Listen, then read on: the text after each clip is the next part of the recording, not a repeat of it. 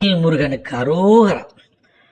கும்பராசி என்பவர்களே, உங்களுக்கான தை மாத ராசி பலன்களை தொடர்ந்து பார்க்கலாமா? எந்த ஒன்றையும் படிப்பனையாக எடுத்துக்கொள்ளும் உங்களுக்கு பிறக்கும் தை மாதம் நன்மையான மாதமாகும். உங்கள் ராசிக்கு ஜீவனாதிபதியான செவ்வாய் 12ஆம் இடத்தில் சஞ்சரித்தாலும் உச்சமாக சஞ்சரிப்பதால் எடுக்கும் வேலைகள் வெற்றியாகும்.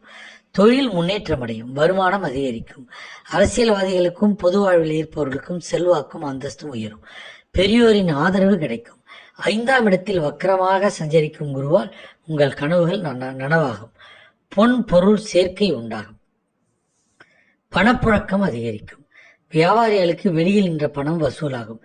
தொழிலில் ஏற்பட்ட நெருக்கடிகள் விலகும் என்றாலும் ஜனவரி 29 வரை விரைவதனால் புதிய ஒப்பந்தங்கள் கிடைப்பது இழுபறியாகும். கொடுக்கல் வாங்கல் தள்ளி போகும். சுய தொழில் செய்தவர்கள் கவனமாக செயல்படுவது நல்லது. உத்தியோகத்தில் இருப்பவர்கள் மேலதிகாரியை அனுசரித்து செல்வது அவசியம். புதியவர்கள் வழியே குடும்பத்தில் குழப்பம் தோன்றுவதற்கு வாய்ப்பு உண்டு. கணவன் மனைவி இருவரும் ஒருவரை அனுசரித்து செல்வது நன்மை பயக்கும். மாணவர்கள் படிப்பில் அக்கறை எடுத்துக்கொள்வது நல்லது.